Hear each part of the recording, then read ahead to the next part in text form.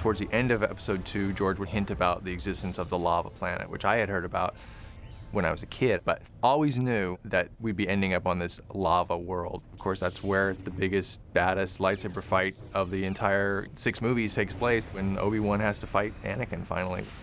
The savagery and crazed, extravagance of the environment kind of equals the storytelling about what's going on at that point. It's over, Anakin! I have the high ground! The process started with taking a walk around the ranch, daydreaming and saying, oh my gosh, we're here, taking a trip over to the archives, and just getting inspired to follow the Joe Johnsons and the Ralph McQuarries of the world. Kind of above the Golden Gate Bridge, in that type of rock, I took photos of the sort of twisted shale sedimentary rock. Might get some ideas.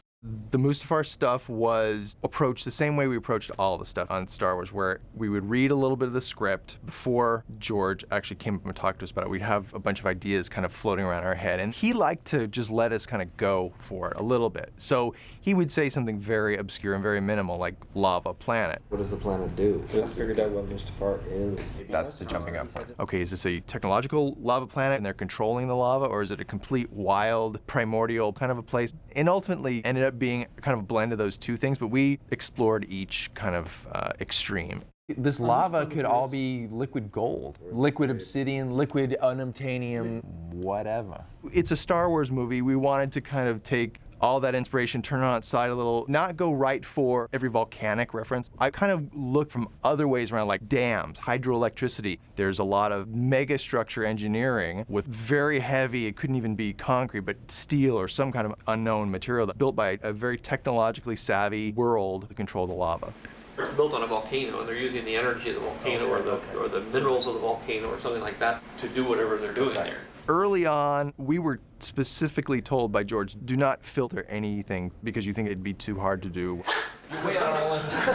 We were really told flat out to press up against what was technologically achievable. That's starting to look good. This is good. Not quite sure about that. That may be too much. He did want clear and iconic shapes. Everything had to read as very distinct. This gets into the toast factor, but it's a good toast factor. Yeah. So, and we'll kind of figure that one out. The CG guys were doing fluid dynamic simulations of lava very early on, and that inspired us to keep going even further with potential scenarios for the fight. This is a 134th scale environment of Mustafar, and we're getting ready to run our lava test. Everything is looking really good. The largest model physically on episode 3 is definitely Mustafar. The size is somewhere in the neighborhood of 50 feet deep and 30 feet wide, with a 30-foot lava flow somewhere in the neighborhood of 4 feet wide.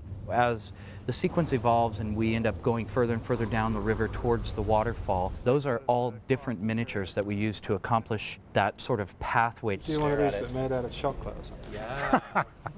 We also referred to real footage of lava and began to replicate the look of real crust. This waterfall is flowing incredibly well. The lava is made up of a number of different products. One of them is this product called methasil, and it's dyed orange. So when it flows, it looks like lava.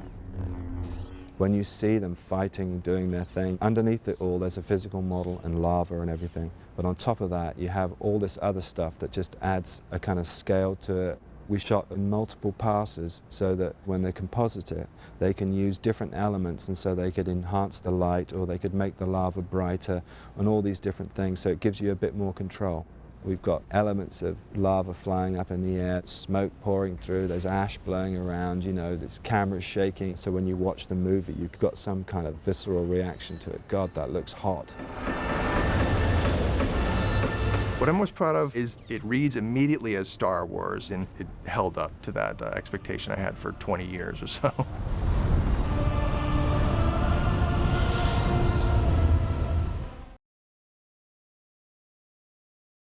I am becoming more powerful than any Jedi has ever dreamed of, and I'm doing it for you.